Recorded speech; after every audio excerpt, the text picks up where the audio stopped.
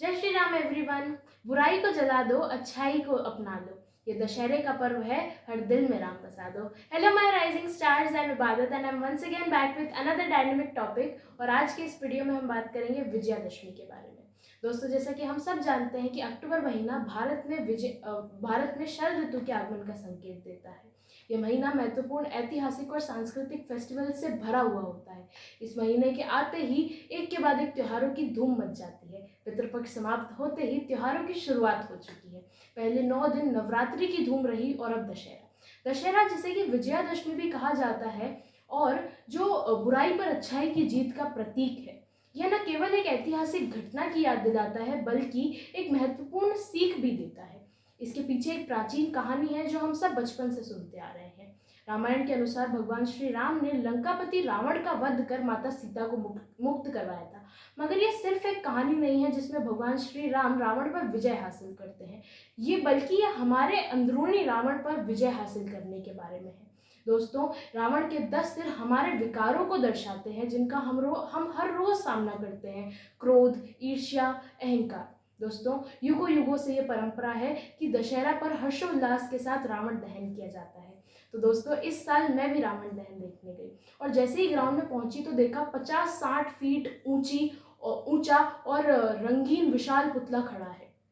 वह जितना आकर्षक था उतना ही भयानक भी। उसकी आंखें बहुत बड़ी और भयानक थी। वह मुझे देखकर हंसने लगा और बोला, इस बार तुम लोग फिर आए हो, मुझे जलाने के लिए तेल और माचिस लाए हो। मेरा क्या है, मैं तो जल जाऊंगा, पर अगले वर्ष फिर आऊंगा।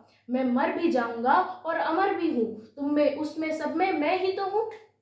दोस्तों, आप लोग क्या सोच रहे हैं? ये तो सिर्फ एक सपना था जो मैंने आप लोगों के साथ साझा किया, मगर इस सपने ने मुझे कुछ सोचने पर मजबूर किया कि रावण को जलाने के लिए हम भी तो राम होने चाहिए।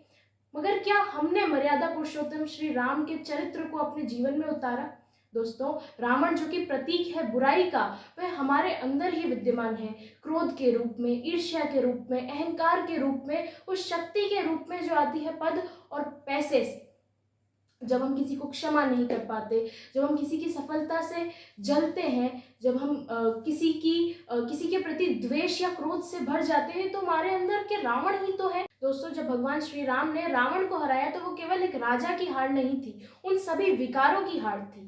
रावण शक्तिशाली इतना था कि सभी दिव्य अस्त्र प्राप्त थे, ज्ञानी इतना कि सभी वेद कंठस्थ थे और धनी इतना कि सारी लंका ही सोने की थी। मगर उसमें विनम्रता नहीं थी, अहंकार से ग्रसित था, जो कि उसके पतन का कारण बना। तो दोस्तों, दशहरा केवल एक पर्व या त्योहार नहीं बल्कि एक प्रेरणा है जो हमें ये शिक्षा देता है कि चाहे हमारे पास जितनी भी शक्ति, धन, पद, बुद्धि हो, हमें अहंकार नहीं करना चाहिए। हमारे पास अगर विनम्रता, विवेक, क्षमाशीलता और संयम नहीं तो वो हमारे निश्चित ही हमारे पतन का कारण बनेगी। तो दोस्तों, इस दशहरा आइए संकल्प करें कि हम अपने अंदर के रावण को पहचानें और उसे नष्ट करें। तो इसी के साथ आज के वीडियो को यहीं खत्म करते हैं। तब तक के लिए keep twinkling and keep smiling my rising stars. Bye.